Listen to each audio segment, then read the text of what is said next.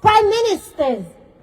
And 40 years we still have the same president. And the UK are doing business with the same president. What the hell are you guys telling me that you're not being hypocritical?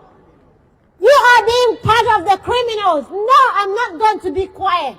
I'm going to say this for once and for all. If they want to come and arrest me, so be it. If they want to give me a bloody criminal record, so please do. But I have the proof. I've given the UK the proof, and they keep a deaf, blaming ear. So we're not going to have to speak about it. It's about time we talk about it for once and for all. They are hypocrites. They are the ones sponsoring him. They give him the money.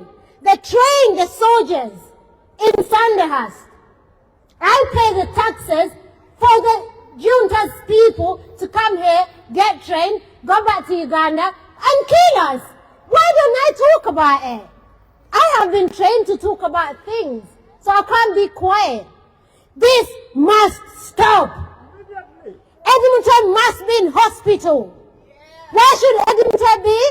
Hospital. Where should Eddy Mutwe be? Hospital. Where should Eddy Mutwe be? Hospital. Where is he now?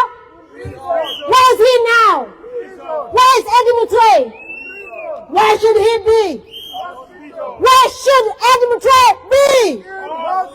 Why is he in prison and the UK is quiet? Yes. Somebody's going to wonder, what has the UK got to do with Uganda?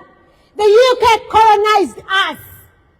Yes. And they have direct business with Uganda. Yes. And they sponsor Uganda through blaming trade and Yes. call it charity. Yes. And they lend money to Uganda.